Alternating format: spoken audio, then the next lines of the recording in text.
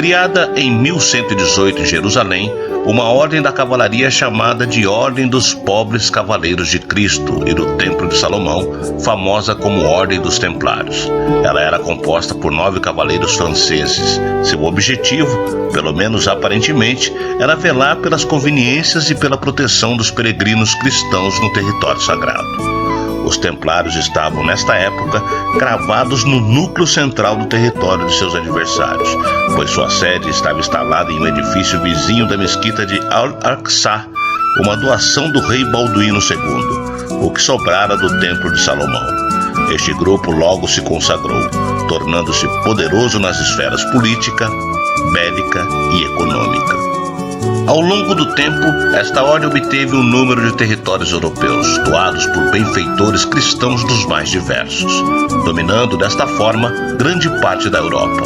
A Ordem dos Templários era uma espécie de sincretismo entre a fé monacal e a coragem de guerreiros de alto nível, constituindo assim uma das mais destemidas e poderosas congregações militares do período marcado pela presença das cruzadas. Os cavaleiros que fundaram a ordem realizaram na época um voto de pobreza. A recém-nascida instituição passava a ter como símbolo um cavalo montado por 2 cavaleiros. Dizem as lendas que na primeira década de vida, os cavaleiros da ordem teriam achado sob as bases da sede um grande tesouro, documentos e outros objetos preciosos que lhes concedido um intenso poder. Outras histórias narram o suposto encontro do Santo Graal, o cálice sagrado dos cristãos. As 2 versões acreditam que os guerreiros teriam transportado para a Europa os seus achados e obtido do Papa Inocêncio II poderes sem limites em troca do tesouro conquistado. Seja como for, os templários se desenvolveram com uma velocidade surpreendente, tanto numericamente quanto em domínio político, somando terras e juros de empréstimos concedidos a reis e nobres, bem como ao clero, semeando assim o futuro intercâmbio bancário. Tanto poder e riqueza lhes angariaram rivalidade e temores, sentimentos que no século XIV se concretizaram sob a forma de um complô armado pela cumplicidade entre o rei francês Filipe IV e o Papa Clemente V.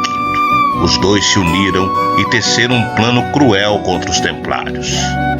O Papa forjou acusações pretensamente inspiradas por uma visão divina, na qual os monges guerreiros são declarados culpados de heresia, de difamação do nome de Deus, bem como das coisas sagradas, de adorar outros deuses, de perversões sexuais e de praticarem magia.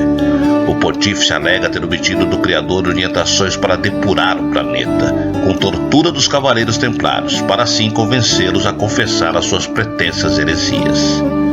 Tudo corre como esperado. Do dia 12 para 13 de outubro de 1307, edifícios e todas as sedes dos templários são invadidos.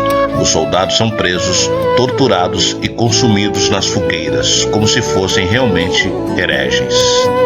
O último grão-mestre desta ordem, Jacques de Molay, ao ser executado em meio a chamas, teria lançado maldições a todos os seus perseguidores, principalmente ao rei, ao papa e a um cavaleiro, Guilherme de Nogaret, executor das ordens reais. Dentro de um ano, o prazo estabelecido por Jacques para o encontro de seus adversários com Deus, os 3 amaldiçoados morrem.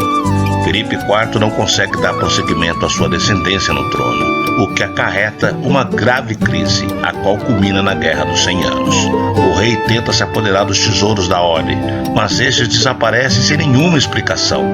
A esquadra dos templários, com a suposta riqueza, nunca mais é vista. Alguns dizem que os tesouros foram parar em territórios portugueses. Outros acreditam que eles estão ocultos na Inglaterra.